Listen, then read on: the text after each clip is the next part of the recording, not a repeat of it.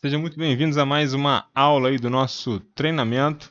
E hoje, iniciando aí o módulo 3, nós vamos começar aí a conhecer um pouquinho dos padrões autistas.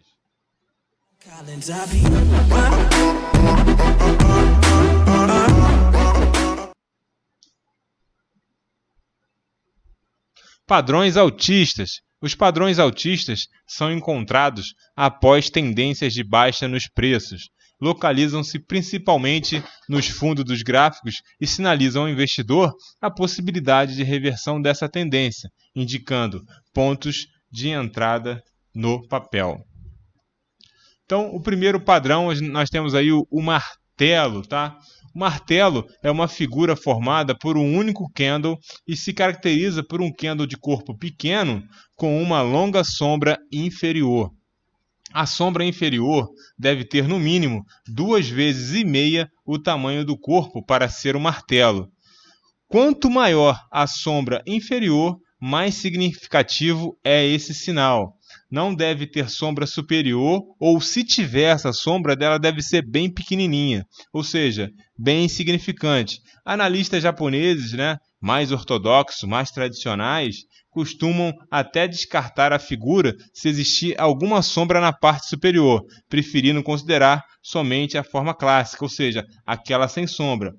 À direita aí da nossa tela, no canto inferior direito, nós conseguimos ver como é esse padrão, como ele é plotado aí no nosso gráfico. Tá? Então, temos aí um padrão de corpo pequeno, tá? Uma longa sombra inferior, ou pavio, e esse é o nosso padrão de candle, autista martelo. É um padrão muito confiável, para que a figura seja um martelo, ela tem que surgir depois de uma tendência mais prolongada de baixa ou após uma queda muito rápida dos preços em apenas alguns pregões. Isso a gente falando aqui no nosso treinamento, dando base aí no padrão de um dia, de pregão, mas isso a gente pode fazer, se depara para os tempos gráficos inferiores, que é o objeto aí do day trade, no intraday, observar a formação de martelos, no fechamento aí do time frame de 60 minutos, isso é muito significativo também, tá? Se essa mesma figura aí, o martelo, aparecer depois de um movimento de alta ou durante um período de acumulação, tá? Não vai ser um martelo, tá? Se essa figura aparecer dessa forma, tá? Depois de um movimento de alta ou durante uma acumulação, ele não é um martelo, mas sim uma figura que a gente vai estudar mais para frente e que tem outras características. Uma regra vale não só para o martelo, mas para qualquer outra figura, é considerar o tempo de duração da tendência. Lembra que nós estudamos a questão de tendência primária, secundária e terciária, segundo a teoria de Dow. Se o tempo de vida de uma tendência for muito curto, o sinal tende a ser menos efetivo, assim como qualquer outro tipo de sinal de entrada. Quanto menor aquele tempo gráfico, mais rápido pode ser essa mudança, ou quão maior seja esse sinal falso, o sinal ele tende a ser menos efetivo quanto menor durar essa tendência, ou quanto menor for o time frame, tá? Podendo aí se configurar numa correção de preços, na verdade, ao invés de uma reversão efetiva.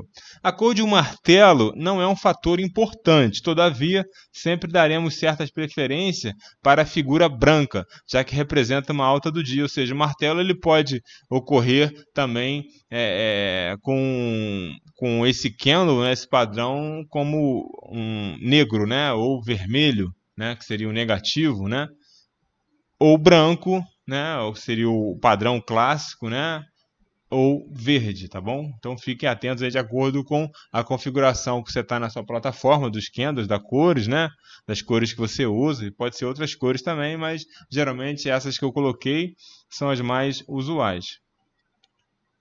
Deve haver também um acréscimo de volume no dia em que aparece esse martelo. Lembra que nós vimos lá que o volume confirma a tendência, na teoria de Dow, voltando lá aulas anteriores, que a gente também pode plotar no nosso gráfico, né? Colocar esse indicador de volume para a gente poder balizar, né? E confirmar também a direção dos preços das nossas posições, tá? Então, esse acréscimo de volume, né, vai fortalecer o padrão. Então, não basta simplesmente olhar o padrão, verificar aonde está ocorrendo o martelo, né, em que local do gráfico, em cima de uma média móvel importante, em cima de um ajuste, em cima da faixa de abertura, em cima de uma mínima de, um exemplo, 21 períodos, né, em cima da última máxima, tá? Ele está ocorrendo com volume, né? Isso vai dar mais confiabilidade a esse padrão, tá? Não apenas isoladamente.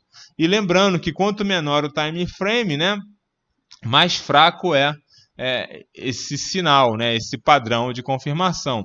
Se o acréscimo de volume não ocorrer no dia, porém no pregão seguinte, tá?